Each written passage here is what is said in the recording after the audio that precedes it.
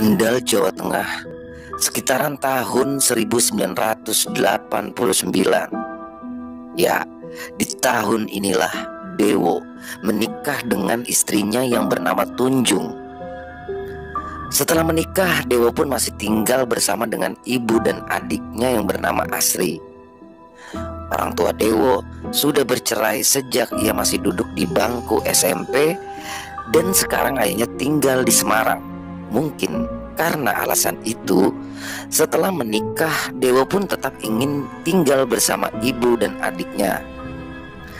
Sebenarnya ayah Dewo ini berasal dari keluarga priai, tapi kehidupan Dewo kala itu sempat mengalami pasang surut karena sejak orang tuanya bercerai, hak asuh jelas jatuh pada ibunya. Dan ibunya ini sama sekali tidak mau menerima nafkah dari mantan suaminya, yaitu ayah Dewo. Entah kebencian apa yang melatar belakanginya. Ibunya pun mencukupi kebutuhan Dewo dan Asri dengan usaha toko sembako di pasar. Tapi nyatanya itu semua lebih dari cukup untuk menyekolahkan Dewo dan adiknya hingga lulus ke SMA. Dan setelah menikah, Dewo kini bekerja sebagai supir truk pasir di depo milik Pak Adenya. Ketika itu prinsipnya masih sama dengan ibunya. Padahal bisa saja Dewo, istri dan adiknya hidup lebih enak jika saja mau menerima. Tapi entah kesalahan masa lalu apa yang dilakukan oleh ayahnya sehingga mereka semua benar-benar sebenci itu. Tapi meskipun begitu, ayah Dewo tak menyerah untuk memberikan kewajibannya meskipun selalu ditolak. Dan di setiap penolakan, sang ayah pun selalu mempunyai kebijaksanaan dengan berkata, "Kalau seandainya suatu hari butuh, ini masih aku simpan, punyamu dan punya adikmu." Tapi Dewo selalu saja menjawab belum membutuhkannya. Sampai akhirnya 1 tahun setelah ia menikah, ibunya mulai sakit-sakitan dan tidak lama kemudian meninggal. Tinggallah kini Dewo di rumah dengan istri dan Asri adiknya. Ayahnya kala itu sempat 3 kali datang ke Kendal. Pertama ketika mantan istrinya yaitu ibu Dewo meninggal, dan kedua datang untuk membicarakan harta hak dari Dewo dan Asri. Tapi Dewo dan adiknya masih tetap tidak mau. Tunjung, istrinya Dewo, sempat membujuk suaminya untuk menerima saja pemberian itu. Tapi entah masalah apa yang melatar belakanginya, mereka tetap enggan menerima hak. Sampai akhirnya selang beberapa bulan, ayahnya pun datang lagi, namun dalam keadaan yang berbeda. Saat itu ayahnya datang dengan didorong menggunakan kursi roda. Nampaknya beliau terkena serangan stroke. Ya, mirip dengan ibunya Dewo. Kala itu sambil diantar oleh adiknya, yaitu Paman Dewo, beliau pun menangis memohon agar anaknya mau menerima haknya yang saat itu memang sudah diuangkan. "Ayahmu ini sudah tua, tolong diterima. Nanti ayah takut keburu meninggal dunia." Dengan nada yang gagap, ayah Dewo menangis, memohon dan meminta maaf untuk semua kesalahannya di masa lalu. Dan akhirnya di sini Dewo dan Asri pun akhirnya luluh dan mau menerima warisan itu. Suasana harus ketika terjadi, mereka pun berpelukan dan saling membukakan pintu maaf. Dan sekitar seminggu kemudian sang ayah pun meninggal dunia setelah menggugurkan kewajibannya. Ternyata harta warisan yang telah diuangkan itu cukup banyak jumlahnya. Dewo pun akhirnya menggunakannya untuk memperbesar kios sembako di pasar yang kini sudah diurus oleh Asri adiknya.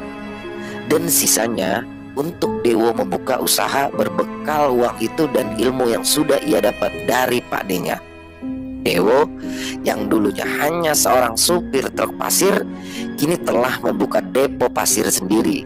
Ya, sekitar 2 tahun berjalan, depo pasirnya pun semakin berkembang. Berikut juga dengan kios sembako milik adiknya Asri. Tapi nampaknya kebahagiaan masih belum lengkap. Di usia pernikahannya yang sudah menginjak 3 tahun, Dewo dan Tunjung belum juga mempunyai momongan.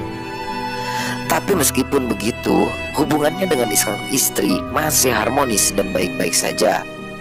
Dewo di sini masih terus menyemangati sang istri dengan mencoba melakukan hal-hal yang wajar, seperti mengikuti program kehamilan, puasa, meminum jamu, dan lain-lain. Dan hingga akhirnya Dewo mulai menempuh jalan yang tidak wajar untuk mempunyai momongan. Secara basic, sejak dulu Dewo ini memang agak suka dengan hal-hal yang berbau mistik dan klinik. Untuk mendapatkan tujuannya, Dewo pun mulai sering melakukan tirakat seperti tidur di makam dan aktivitas kebatinan lainnya, sampai di suatu ketika dia bertemu temannya yang bernama Tamrin. Setelah itu mereka berdua pun menjadi lebih akrab dan sering melakukan tirakat bersama. Di sini Tunjung sang istri dan Asri adiknya sebenarnya tidak suka dengan Tamrin. Orangnya aneh dan berlebihan, karena selalu saja membahas hal yang bersifat klinik. Apa-apa selalu saja dihubungkan dengan hal klinik. Tunjung sebagai seorang istri pun juga sempat mengutarakan hal ini kepada Dewo, tapi entah bagaimana Dewo selalu saja bisa meyakinkan dan menenangkan sang istri. Dan di sini pun Dewo tetap sering melakukan aktivitas kebatinannya bersama Tamrin. Sampai di suatu hari sekitar pukul 11 malam, Dewo saat itu pulang dengan membawa sesuatu yang dibalut dengan kain kafan. "Apa itu, Mas?" tanya Tunjung istrinya yang ketika itu masih duduk di ruang TV bersama Asri. "Oh, ini keris, Dek. Keris yang kudapat dari tirakat kemarin malam," jawab Dewo kala itu dengan muka yang terlihat lelah, karena memang sudah 1 hari 1 malam dia tidak pulang ke rumah. Setelah kemarin ia pamit ingin tirakat bersama sahabatnya Tamrin. Dan Asri sang adik di sini hanya terdiam. Istrinya pun juga menganggap itu adalah hal yang biasa, karena memang tak jarang Dewo membawa benda-benda klinik setelah pulang bertirakat. Akhirnya disimpanlah keris itu oleh Dewo di lemari khusus di tempat barang-barang kliniknya. Dan pada keesokan harinya mereka pun kembali ke aktivitas masing-masing. Pagi itu Dewo nampak buru-buru berangkat ke tempat kerjanya, dan istri dan adiknya yang tengah berada di meja makan untuk sarapan nampaknya tak memperdulikan itu. Mungkin pekerjaannya sedang banyak, batin mereka berdua. Sampai akhirnya di sore hari, Dewo nampak pulang membawa kain sampur tari berwarna kuning. Asri yang baru saja pulang dari pasar langsung bertanya kepada Dewo, "Untuk apa lagi itu, Mas?" "Oh, ini sampur tari buat keris yang semalam aku dapat," jawab Dewo sembari masuk ke dalam kamarnya. Jadi menurut pengakuannya, Dewo itu semalam bermimpi didatangi oleh penunggu keris itu. Yang di dalam mimpi itu ia meminta kain sampur kuning untuk digunakan sebagai kain pembungkus. Istrinya kala itu baru muncul dari dapur juga menanyakan hal yang sama kepada Dewo, dan juga dijawab dengan kata-kata yang kurang lebih sama dengan apa yang dikatakan kepada adiknya tadi. Hari-hari pun berlalu. Nampaknya keris itu mempunyai tempat tersendiri di hati Dewo. Mulailah timbul kebiasaan aneh yang dilakukan Dewo. Dia selalu meletakkan keris itu di bawah bantal tidurnya dan membawanya kemanapun ia pergi. Di setiap malam Dewo selalu mengelus-ngelus keris itu di ruang tamu, sembari sesekali tersenyum-senyum sendiri. Tunjung istrinya yang mulai merasa aneh pun langsung bercerita kepada adik iparnya, yang langsung menegurnya dengan nada bercanda. "Keris terus yang dielus-elus, Mbak Tunjung loh dielus-elus." "Kesayanganku ini," kata Dewo kepada adiknya dengan nada yang bangga. Mendengar itu pun Asri sempat terkaget. Tak biasa kakaknya seperti itu. Asri pun tak mau ambil pusing, segera ia masuk ke kamarnya untuk segera tidur. Dan di tengah malam, kala itu Asri pun terbangun. karena ia sudah tidak tahan lagi untuk pergi ke WC. Dengan buru-buru ia pun berjalan melewati kamar kakaknya. Kala itu, samar-samar ia mendengar dua orang yang mengobrol dari dalam kamar kakaknya itu. Mungkin Mas Dewo sama Mbak Tunjung, batin Asri. Setelah selesai membuang air kecil, Asri yang hendak berjalan menuju ke dalam kamarnya kembali mendengar lagi suara orang berbincang. Asri pun bermaksud menyapa kakak dan istrinya malam itu. Disingkaplah tirai pintu kamar kakaknya yang tak pernah tertutup. "Kok belum pada tidur sih?" tanya Asri. Namun seketika ia benar-benar terkaget ketika yang dilihatnya kala itu adalah seorang wanita yang duduk di perut Dewo. Yang jelas itu bukanlah Tunjung, kakak iparnya, karena di situ Tunjung terlihat tidur dengan posisi yang membelakangi Dewo. Asri pun terpaku, tak bisa bergerak melihat itu. Bahkan melepaskan genggaman tangan yang tengah menyingkap tirai pun ia tak sanggup. Asri pun mencoba memalingkan matanya ke arah lain. Di situ Asri melihat mata sang kakak ipar yang ternyata terbuka. Nampaknya Tunjung belum tidur. Mereka berdua saling menatap sebelum penglihatan Asri kembali ke arah Dewo. Di sini ternyata Dewo tampak sedang mengobrol dengan sosok wanita yang tengah duduk di perutnya, seakan tak memperdulikan Asri yang separuh badannya berada di ambang pintu kamar. Tubuh Asri masih mematung, tak bisa bergerak. Pandangannya kini hanya tertuju pada sosok itu, sampai akhirnya sosok wanita itu pun menoleh perlahan ke arah Asri. Dia semakin tak bisa bergerak, apalagi berteriak ketika melihat wajah dari sosok itu. Ya, wanita yang entah siapa kini tampak tersenyum tipis ke arah Asri. Disinilah Asri yang mulai sangat ketakutan pun akhirnya bisa bergerak dan berlari menuju kamarnya. Sosok wanita itu wujudnya tidak menyeramkan, ya, tapi mukanya pucat, namun terlihat sangat cantik. Kulitnya berwarna kuning. Tentunya terlihat begitu jelas karena memang lampu kamar kakaknya juga menyala dengan terang. Asri terlihat sangat ketakutan kala itu. Sampai di kamar ia pun langsung menangis gemetar. "Siapa wanita itu?" ucap Asri dalam hati.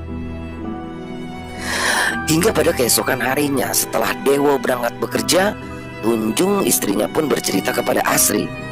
"Semalam aku kok gak ditolongin sih? Aku beneran gak bisa gerak semalam," kata Tunjung kepada adik iparnya itu. Jadi semalam itu sesuai apa yang dilihat oleh Asri ternyata memang benar.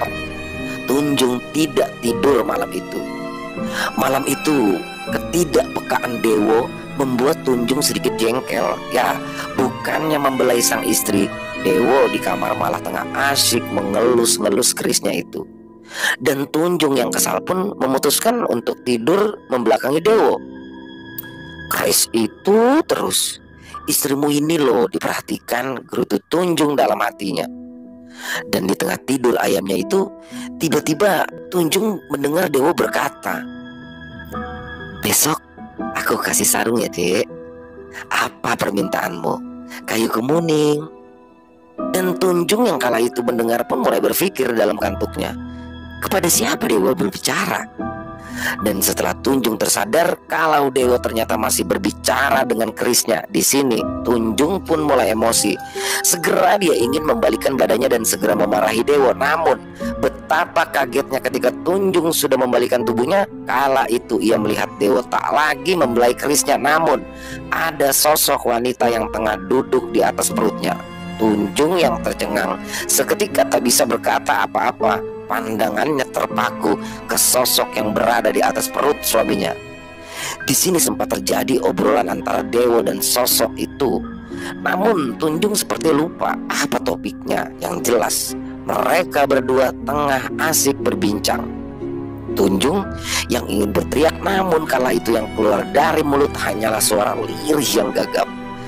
Disinilah Dewo tampaknya tak menyadari keadaan sang istri.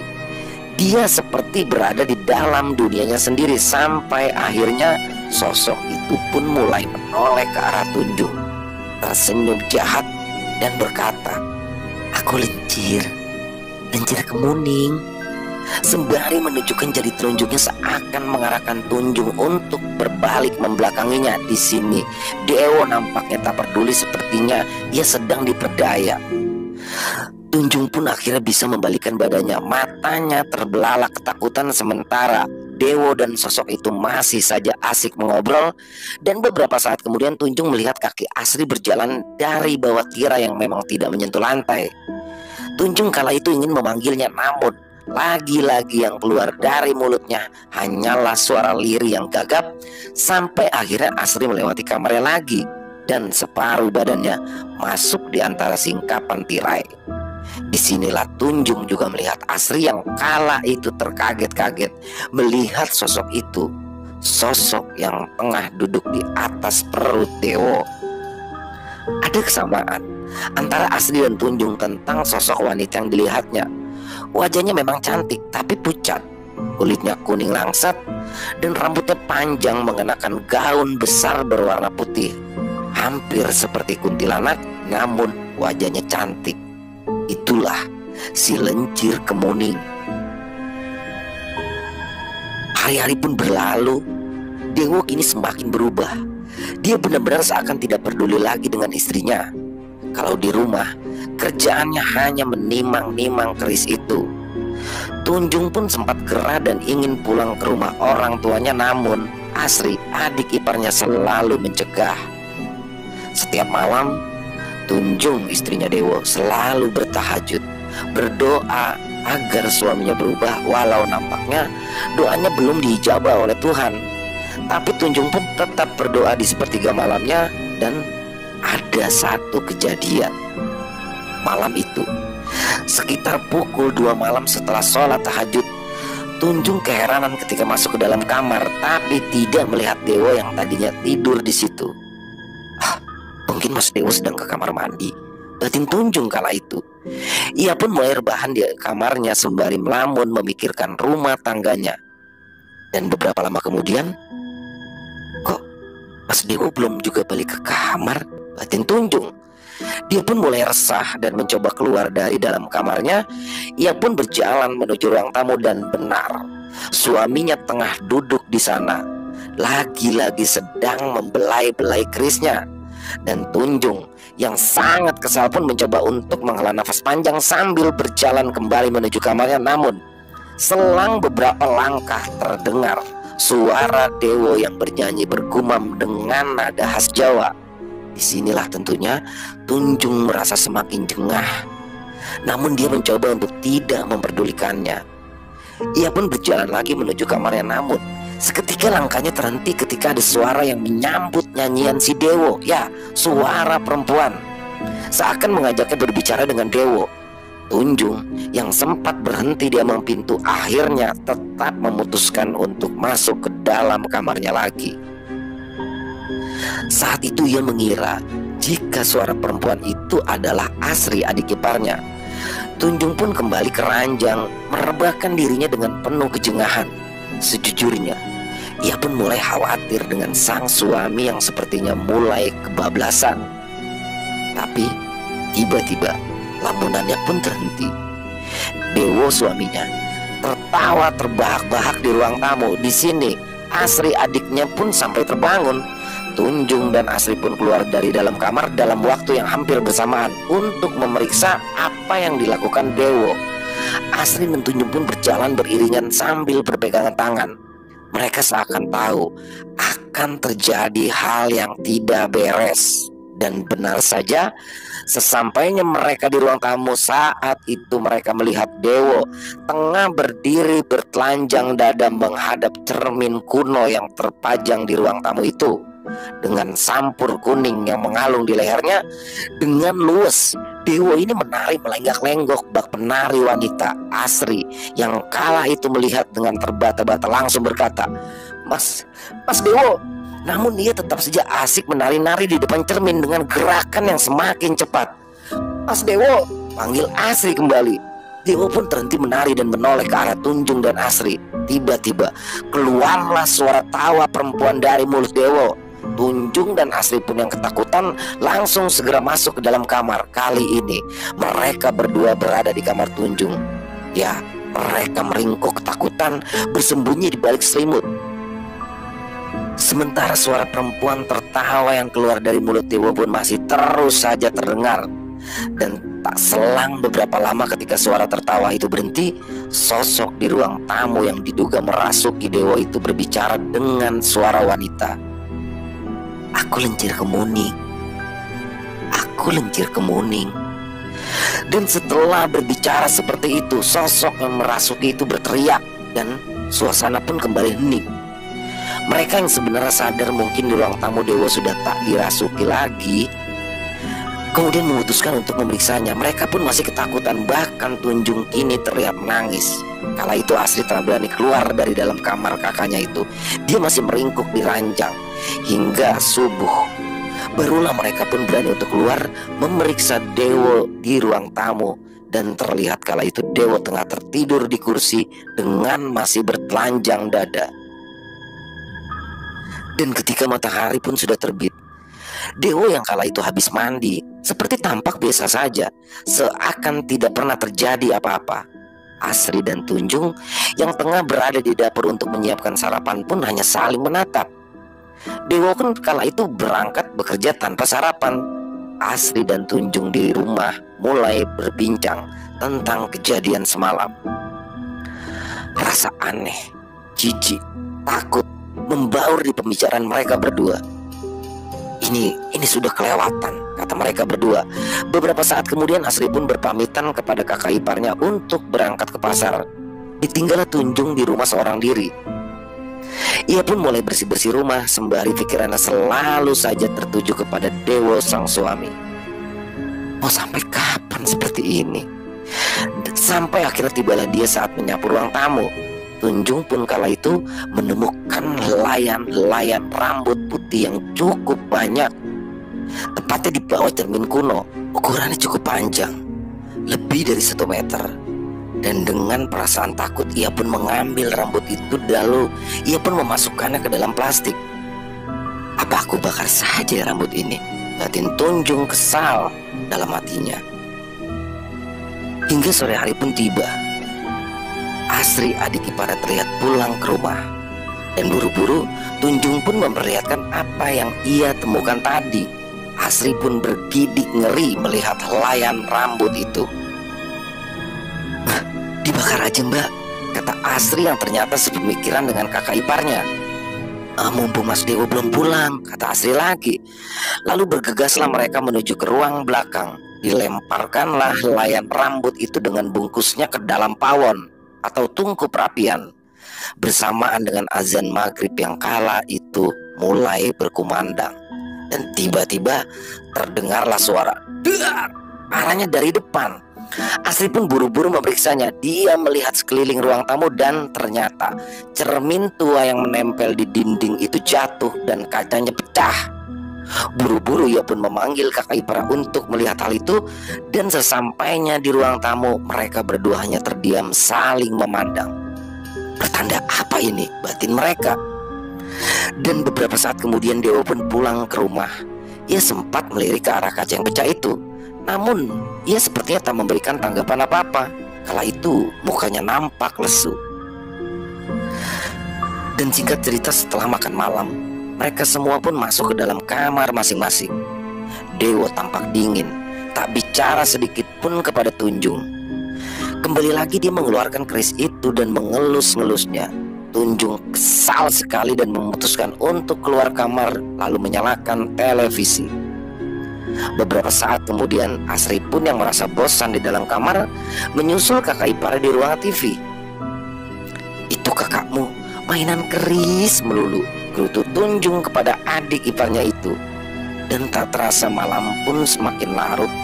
Tunjung kala itu masih enggan untuk masuk ke dalam kamar karena ia merasa masih sangat kesal dengan suaminya. Sementara Asri yang sudah mulai mengantuk pun memutuskan untuk meninggalkan kakak iparnya lalu masuk ke dalam kamar. Tunjung mulai mengganti-ganti saluran televisi yang sepertinya memang sudah berakhir. Lalu karena tak menemukan apapun, ia mematikan televisi. Saat itu Tunjung masih duduk di depan TV. Dia benar-benar masih enggan untuk masuk ke dalam kamarnya. Makin hari suaminya makin keterlaluan. Dan beberapa saat kemudian terdengarlah suara Dewo. Nafasnya kala itu seperti terengah-engah di dalam kamar. Tunjung hanya terdiam duduk mencermati suara itu yang jelas dan memecah keheningan. Apalagi pintu kamar memang jarang ditutup, hanya tirai yang menghalanginya. Suara itu terdengar sangat jelas. Tunjung yang penasaran namun takut langsung menuju ke kamar adik iparnya. Itu Mas Dewo kenapa ya? Kata Tunjung dengan nada berbisik. Mereka berdua pun akhirnya keluar lalu mengendap-endap untuk mendekati kamar.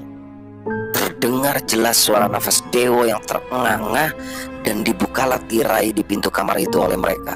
Seketika mereka berdua berteriak ketika melihat sosok wanita itu lagi. Ya, ia berdiri di antara dua kaki Dewo yang sedang telanjang dan mohon maaf, sedang bermasturbasi di depan sosok setan laknat itu. Ternyata suara nafasnya yang terengah-engah terjadi karena hal itu.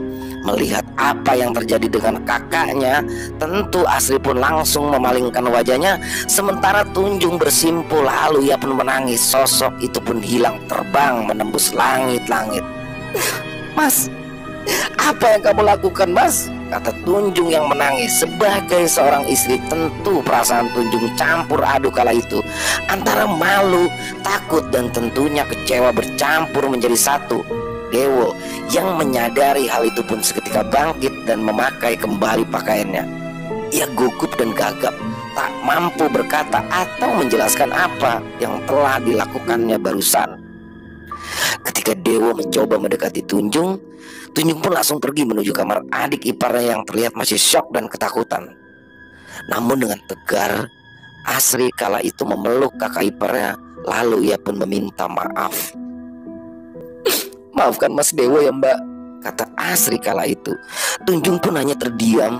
Tentu saja ia sangat kecewa dengan suaminya. Dan sejak kejadian itu, Tunjung dan Dewo mulai pisah ranjang. Asri pun di sini tidak bisa berbuat apa-apa. Dia hanya bisa menyalahkan Tamrin, teman kakaknya yang sedikit banyak mempunyai pengaruh dengan dibawanya keris lencir kemuning itu ke dalam rumah ini. Selang beberapa hari ke depan keadaan pun tidak berubah. Dewo masih saja tetap bercengkrama aneh dengan keris itu. Sementara Tunjung, kakak iparnya, terlihat sudah mati rasa. Mau pulang ke rumah orang tuanya, tapi dia masih khawatir jika masalah ini akan semakin melebar. Yang jelas dalam hati kecilnya ia pun masih ingin rumah tangganya diperbaiki kembali, meskipun memang terlihat sangat mustahil kala itu. Sementara di tempat lain, Asri pun semakin gerah dengan ulah kakaknya. Sepertinya aku harus bertindak, kata Asri yang tengah duduk di depan meja toko sembakonya di pasar. Asri pun menitipkan tokonya ke salah satu pegawainya. Ia pergi membawa canting minyak tanah ukuran 1,5 liter. Ternyata Asri kala itu pergi ke terminal tempat Tamrin teman kakaknya itu bekerja sebagai timer angkutan umum. Di terminal Asri tampak mengamati sekitarnya, dan terlihat kala itu Tamrin yang sedang berdiri bertolak pinggang di tengah terminal. Dari arah belakang Asri pun menghampirinya dan tanpa basa-basi dihantamkannya canting besi itu ke kepala Tamrin. Ia pun yang tak siap langsung tersungkur ke tanah. Katanya kamu orang kebal. Kembali lagi Asri pun mengarahkan canting besi itu ke kepala Tamrin. Gara-gara kamu kakakku menjadi gila. Ini semua gara-gara kamu. Tamrin yang mengetahui hal itu dan ketika melihat bahwa dia adalah adiknya Dewo hanya menangkis saja. Dan memang Asri ini memang terkenal agak tomboy semenjak SMA dan sering sekali terlibat dengan keributan teman-temannya yang juga kebanyakan laki-laki. Ketika itu orang-orang yang melihat pun juga seperti tak mau ikut campur setelah mengetahui jika itu adalah adik Dewo. Ya, Dewo memanglah cukup disegani di daerahnya. Setelah melampiaskan emosinya, Asri pun kembali pulang ke tokonya. Dan singkat cerita, malam harinya Tamrin pun datang ke rumah Dewo ditemani 2 orang kawannya. Terlihat luka yang sudah ditutupi di ubun-ubunnya. Sepertinya itu adalah luka yang disebabkan oleh serangan Asri tadi siang. Tunjung pun yang membukakan pintu langsung menatap Tamrin dengan sinis. Mau apa kamu kemari? Kata Tunjung dengan sinis. Mau ketemu Mas Dewo, Mbak, jawab Tamrin dengan lembut. Tunjung pun kembali masuk tanpa memberitahu suaminya. Tapi nampaknya Dewo sudah tahu kedatangan Tamrin. Ia pun segera menemuinya di ruang tamu. "Ada apa, Mit?" tanya Dewo. Dan disinilah Tamrin mulai menjelaskan apa yang terjadi, termasuk kejadian penyerangan Asri tadi siang. Dewo pun akhirnya mempertemukan keduanya. Di sini justrulah Asri yang mendominasi, emosinya meledak-ledak. Dia pun mulai menjelaskan kelakuan aneh Dewo akhir-akhir ini, termasuk dengan keris yang didapatkannya setelah berkawan dengan Tamrin. Dan sambil menangis, Asri juga menjelaskan rumah tangga kakaknya yang akan hancur sejak adanya keris itu. "Keris itu bagus loh, Mbak, untuk kesuburan," potong Tamrin di sela pembicaraan itu. Mendengarkan hal itu, Asri langsung emosi dan menyiramkan kopi di gelas yang berada di depan kakaknya ke wajah Tamrin. Bagus, matamu picak," sembari Asri menanyakan buktinya apakah kakaknya sudah mulai hamil atau diberi keturunan. Namun beberapa saat kemudian Tunjung pun datang untuk meredakan suasana. Dewo di sini tampak terdiam. Sepertinya dia sadar akan kesalahannya. Dan dalam pembicaraan tadi, Asri pun meminta keris itu agar dibawa Tamrin saja atau dibuang. Tapi nyatanya hal itu tidak terjadi dan Tamrin pun pulang. Namun sejak pertemuan itu, Dewo pun kini mulai berubah. Dia tidak lagi menyentuh kerisnya walau dia tak mencoba untuk membuangnya atau memberikannya kepada Tamrin. Dewo pun mulai mencoba memperbaiki hubungannya dengan Tunjung sang istri. Disinilah Asri yang melihat itu semua tentu merasa lega. Ternyata kearoganannya bisa merubah kakaknya kembali seperti yang dulu. Yang jelas, semua itu ia lakukan semata-mata karena ia sayang dan peduli dengan kakaknya. Tapi tanpa mereka semua tahu, kelegaan itu ternyata tidak berlangsung lama, karena berubahnya Dewo kini menjadi sebuah petaka yang baru. Sejak berubahnya Dewo menjadi bayi kembali, kotak tempat disimpannya si lencir kemuning sering bersuara sendiri. Setiap malam juga sering terlihat seperti ada seseorang yang berlalu lalang di luar kamar. Tunjung sempat menyuruh suaminya untuk melarung atau membuangnya saja, tapi Dewo takut. Mereka pun mulai mengesampingkan masalah itu dan memutuskan untuk merajut kembali hubungannya. Ya, sejak rumah tangganya membaik, Tunjung pun kini mulai menjalani program kehamilan lagi. Ia pun juga kini ikut membantu adik iparnya Asri berjualan di toko sembakonya. Dia merasa takut jika berada di rumah sendiri. Tak bisa dipungkiri, pastinya Tunjung pun belum bisa melupakan kejadian lencir kemuning. Apalagi keris itu belum dibuang oleh Dewo suaminya. Tunjung pun juga pernah bercerita kepada Asri jika ia sering melihat orang yang berlalu lalang di rumahnya ketika ia sedang sendiri. Dan Tunjung pun yakin jika itu adalah si lencir kemuning. Mungkin karena itulah alasan terbesarnya kini ia pun ikut membantu Asri di pasar. Kendal, Jawa Tengah, awal tahun 1993. Malam itu Dewo nampak sudah tertidur. Nampaknya dia kelelahan. Sementara Tunjung sang istri tengah berada di kamar Asri. Mereka berdua terlihat sedang berdiskusi tentang keuangan toko yang kini mereka kelola bersama. Waktu itu sekitar pukul 11 malam ketika mereka sedang mengobrol. Tiba-tiba ada yang mengetuk kaca jendela kamar. Seketika pembicaraan mereka pun terhenti. Tunjung dan Asri pun sama-sama melihat ke arah jendela yang memang tirainya masih terbuka dan ketukan itu terjadi lagi. Tapi terlihat jelas tangan yang mengetuknya. Mereka semua pun tercengang melihat ukuran tangan yang tak wajar itu. Beserta dengan kukunya yang panjang, mereka berdua sama-sama tertegun. Pandangannya hanya menuju pada tangan itu yang akhirnya terlihat membuka dan menggedor. Kali ini dengan 5 jarinya. Melihat itu pun mereka segera menjauhkan posisinya. Tunjung terlihat pucat ketakutan. Berbeda dengan Asri. Dengan perlahan Asri meraih sebuah tasbih kecil di dekatnya. Ia pun melemparkan ke arah jendela. Allahu Akbar, kata yang terucap dari mulutnya dengan gemetar. Siapa kamu?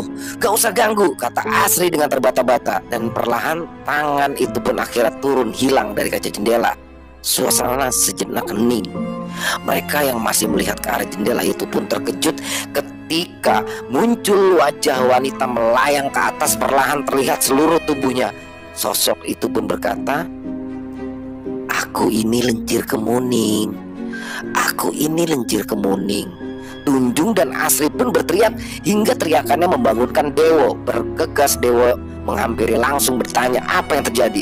"Ada apa ini? Ada apa?" tanya Dewo dengan panik melihat adik dan istrinya kala itu meringkuk ketakutan. Tunjung dan Asri pun tak bisa menjawab. Hanya tangan mereka saja yang terlihat menunjuk-nunjuk ke arah jendela. Namun setelah diperiksa, Dewo pun kala itu tidak melihat apa-apa. Bahkan Dewo sempat membukanya dan memeriksa ke arah luar. Tapi sosok tadi nampaknya telah menghilang. Dewo pun kini mulai waspada.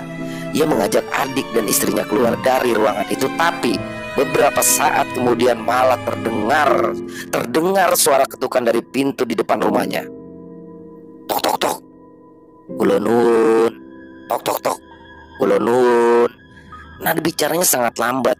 Begitu juga dengan irama ketukannya. Seketika mereka saling bertatapan mendengar suara itu. "Buka mas, buka," kata Asri kepada kakaknya. Si Dewo mulai ciut nyalinya dan menggelengkan kepala seraya berkata, Aku tidak tahu siapa itu." "Tok tok tok, kula nuwun. Tok tok tok, kula nuwun."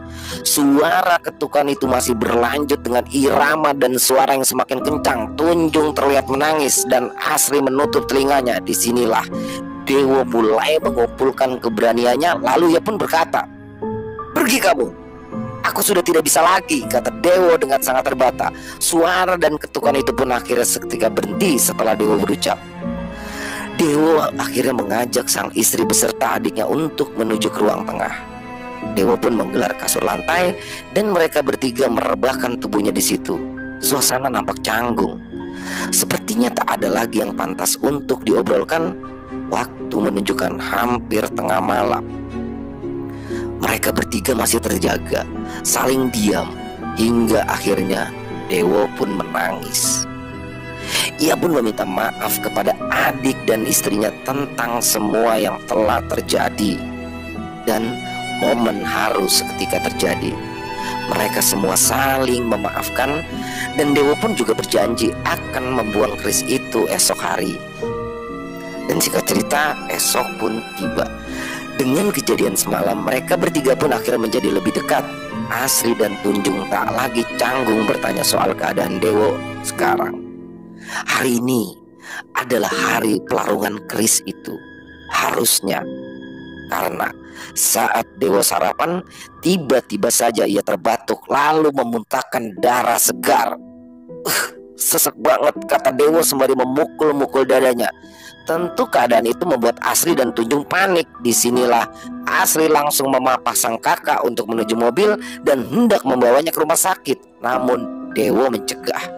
Saat ini Dewo hanya mau duduk saja di kursi. Dan selang beberapa saat keadaan Dewo pun membaik. Dan di pagi itu Dewo pun bercerita tentang apa dan siapa Lencir Kemuning. Jadi itu semua berawal dari keputusasaan seorang Dewo yang tak kunjung juga mempunyai anak. Dengan berbagai cara dan saran secara umum ia sudah lakukan, hingga tibalah suatu waktu ia berkeluh kesah dengan Tamrin. Menanggapi keresahannya, Tamrin kala itu membawa Dewo ke seorang paranormal yang diyakininya bisa menolong. Datanglah Dewo ke paranormal itu yang bernama Pak Sutarji. Sebenarnya memang ketika awal Dewo datang dia sudah agak ragu, tapi karena Tamrin yang sangat meyakinkan, Dewo pun mulai percaya dengan Sutarji si paranormal itu. Mulailah diterawang Dewo oleh Pak Sutarji. Syaratnya juga masih wajar. Sutarji meminta nama lengkap serta weton Dewo dan istrinya. Dan setelah proses penerawangan, Sutarji pun berkata kepada Dewo, dan kata-kata inilah yang membuatnya putus asa dengan tanpa memikirkan perasaan Sutarji kala itu berkata, "Istrimu itu subur, tapi kamu yang mandul," kata Sutarji dengan lugas. Karena sudah terpengaruh testimoni dari Tamrin, Dewo pun percaya dengan semua perkataan Sutarji. Dewo jelas shock mendengar kata-kata itu. Ia pun terdiam. Tapi belum sempat Dewo menanggapi perkataan itu, Sutarji pun langsung berkata, "Tapi masih ada jalan." Mendengarkan hal itu, tentu Dewo seperti mempunyai harapan baru. Dan dengan antusias, Dewo pun menyambut perkataan Sutarji dengan sebuah pertanyaan yang intinya bagaimana caranya memperoleh tujuan itu. Dan tiba-tiba Pak Sutarji pun mengeluarkan keris dari bawah kolong mejanya. Intinya dia bercerita bahwa keris ini bisa membawa kesuburan, tapi ada maharnya. Waktu itu Dewo, memang lelaki yang sedang butuh harapan itu, memahar kerisnya dengan harga kisaran 500.000, yang mungkin adalah uang yang cukup banyak di tahun itu. Tapi ternyata bukanlah kesuburan yang Dewo dapatkan, tapi justru kekacauan malah terjadi di dalam hidupnya. Begitulah kira-kira bagaimana cerita si Lencir Kemuning bisa tiba ke tangan Dewo. Dalam pembicaraan itu, Asri dan Tunjung pun sempat bertanya, kenapa tidak kembalikan saja keris itu kepada Pak Sutarji? Ternyata inginnya Dewo juga begitu, tapi Sutarji kini sudah tidak bisa ditemui lagi karena Sutarji sudah meninggal dunia tidak lama setelah ia menyerahkan keris itu. Dan pembicaraan pun usai. Hari itu juga sebenarnya Dewo ingin tetap melarung keris itu. Dewo mencoba untuk menepati janjinya semalam, tapi tiba-tiba saja pagi itu turun hujan sangat deras. Dewo pun hari itu urung untuk melarung keris itu setelah dicegah oleh istri dan adiknya. Hingga malam pun tiba. Sekitar pukul 9 malam, Tunjung, Dewo, dan Asri pun beranjak tidur. Tentu mereka pun berharap jika malam ini akan baik-baik saja, tapi ternyata tidak. Sekitar pukul 1 malam, Asri adik Dewo menghampiri ke kamar kakaknya. Ia pun membangunkan Dewo dan Tunjung sambil masih memeluk bantal. Kala itu Asri benar-benar nampak ketakutan. Ia mengaku melihat kaki yang berlalu lalang dari kolong tirai pintu kamarnya setelah sebelumnya pintu terbuka sendiri. Asri pun meminta Dewo untuk mengambilkan kasur lantai di ruang tengah, karena malam ini Asri hendak tidur bersama Dewo dan kakak iparnya.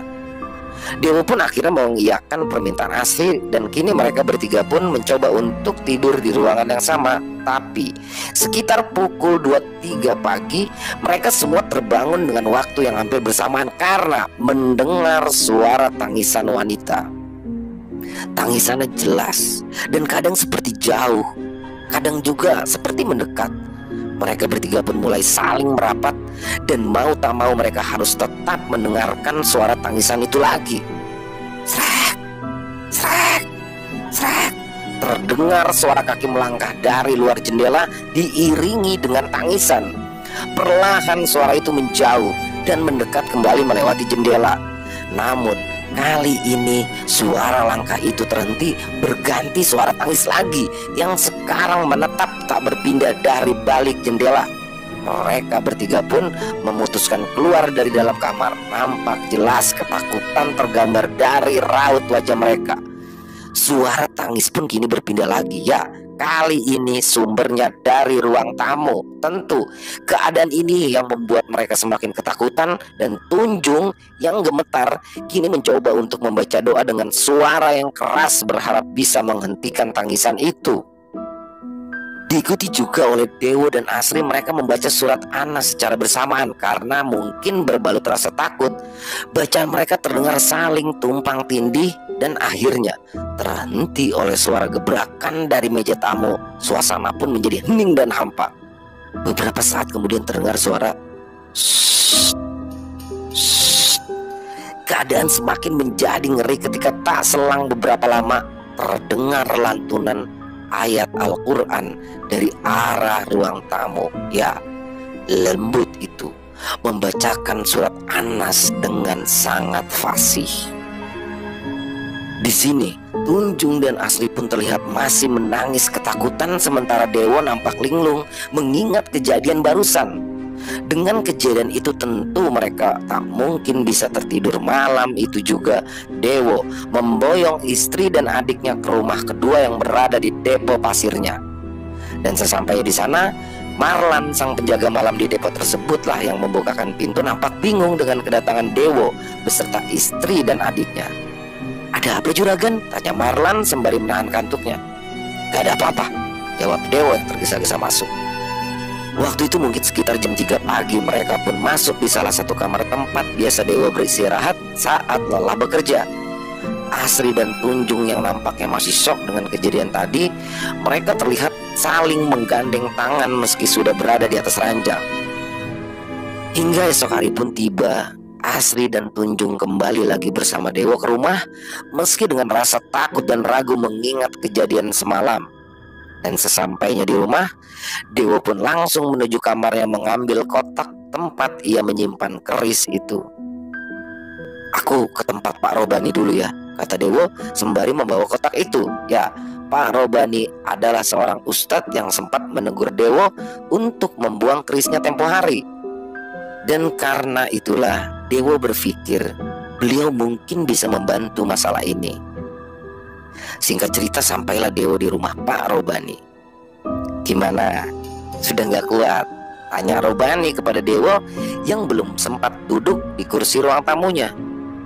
"Iya Pak De, aku sudah kapok. Tobat," jawab Dewo dengan muka lesunya. Diambillah kotak itu oleh Pak Robani. Beliau lalu membukanya dan memegang keris itu. "Barang seperti ini kok dipelihara toh nak," kata Pak Robani setelah menghela nafasnya dalam-dalam. "Jin tua ini," lanjut Pak Robani. Beliau pun mulai menjelaskan dan sedikit menceramahi si Dewo yang pada intinya lencir kemuning ini tidak mau lepas karena memang sudah jatuh cinta dengan Dewo. Pak Robani pun menjelaskan tidak ada satupun makhluk yang bisa memberi kesuburan kecuali atas izin dari Allah dan tuntunan sunnah. "Besok malam kesini lagi. Kamu ini harus syahadat lagi," kata Pak Robani. Pada garis besarnya beliau mengatakan kalau perbuatan Dewo ini sudah keluar dari Islam, sehingga untuk memantapkan taubatnya Dewo pun harus mengucap syahadat lagi. Lalu ia pun pulang tanpa membawa keris dengan perasaan yang cukup lega. Dan sesampainya di rumah, Dewo pun langsung menceritakan itu kepada istri dan adiknya yang memang hari itu meliburkan diri dari pekerjaannya. Dan malam pun tiba. Dewo, istri dan adiknya tengah berada di dalam kamar. Tapi aneh, di sini Dewo masih nampak gelisah. Ia berujar pada istrinya, proses pelarungan dan pertobatannya masih dilaksanakan besok malam. Ia takut jika malam ini teror itu datang kembali. Namun belum juga Dewo selesai berbicara, tiba-tiba terdengar suara tangisan. Ya, sumbernya diduga dari sudut ruang tamunya. Suasana yang tadi biasa saja pun tiba-tiba berubah menjadi tegang ketika Asri menyusul kakaknya di dalam kamar. "Ada yang dengar nggak? Ada yang dengar nggak?" kata Asri sembari merapat ke tempat tidur kakaknya. Ya, suara tangisan. Suara tangisan itu semakin mendekat diiringi suara gesekan yang sepertinya berasal dari lantai rumahnya. Asri seketika pun melompat ke ranjang ketika ekor matanya melihat bayangan di bawah tirai pintu. Bayangan itu semakin jelas dan wujud terlihat di bawah tirai yang memang tak menyentuh lantai. Bayangan itu kini berubah menjadi kain lusuh, masih diiringi dengan suara tangisan yang pilu. Ya, tangisan seorang wanita. "Dewo, Dewo, Dewo." Begitulah suara dari sosok berkain lusuh itu sembari masih menangis. Asri dan Tunjung ketakutan memalingkan pandangannya dan menutup kedua telinganya. Sementara Dewo masih memandangi sosok yang hanya terlihat bagian bawahnya itu. Namun dalam satu kedipan mata, tiba-tiba sosok itu sudah berada di dalam kamar. Ya, merangkak mendekati Tunjung, Dewo, dan Asri yang berada di atas ranjang. Di sini Dewa mencoba melawan dengan secuil keberaniannya. "Pergi kamu, pergi," kata Dewa dengan tegas. Sosok itu pun masih menangis, semakin mendekat dan memulai memperlihatkan mukanya yang tadi tertutup oleh rambutnya yang terurai. Sosok itu pun berteriak kemudian menghilang. Itu adalah terakhir kalinya Lencir Kemuning menampakkan dirinya. Karena di malam berikutnya proses pertaubatan Dewa dan pelarungan keris itu pun dilaksanakan. Hingga 2 tahun kemudian, tepatnya di tahun 1995, Dewa dan Tunjung akhirnya dikaruniai seorang anak laki-laki. Dan di tahun yang sama juga, Asri pun akhirnya menikah dengan kawan SMA-nya. Selesai. Ya, alhamdulillah happy ending dan luar biasa. Menegangkan ya teman-teman ya. Jadi kembali lagi kita mencoba mengambil hikmah yang baik. Jelas ya, hikmah yang baiknya adalah jangan pernah percaya dengan suatu benda, apalagi benda yang memang sudah dirasuki jin di dalamnya. Itu tidak akan ada. Terkait masalah momongan, terkait masalah anak itu adalah titipan Tuhan. Jadi itu hak prerogatif Tuhan untuk menitipkan kepada siapa yang dia mau. Jadi mintalah hanya kepada Tuhan. Kita meminta kepada Allah, kita meminta, jangan pernah meminta selain kepadanya. Ya itu dia tadi teman-teman, ceritanya luar biasa, cukup menegangkan, cukup panjang, dan banyak sekali hikmah baik yang bisa diambil dalam kisah ini. Dan apabila ada yang buruk silakan kita buang. Yang punya komentar silakan bisa tulis di kolom komentar, ataupun hanya sekedar saling menyapa silakan. Insya Allah kami akan balas satu persatu komennya. Dan buat yang suka dengan videonya silakan bisa diklik tombol jempolnya, tombol like-nya. Dan buat yang belum subscribe silakan bisa diklik tombol merah subscribe-nya, agar teman-teman bisa selalu mendapatkan notifikasi dari konten-konten yang akan kami upload selanjutnya. Dan di akhir kata kami ucapkan terima kasih buat teman-teman yang selalu setia mendukung agar terus berkembang dan bisa menghibur teman-teman, khususnya para pecinta horor. Dan sampai jumpa lagi di konten-konten kami selanjutnya. Salam sehat, sukses selalu untuk kita semua. Amin, amin ya robbal alamin.